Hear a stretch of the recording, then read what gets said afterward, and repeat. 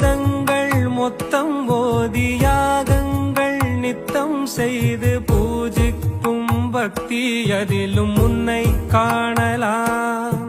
பசி என்று தன் முன் வந்து கையேந்தி கேட்கும் போது தன் உணவை தந்தால் கூட உன்னை காணலாம்.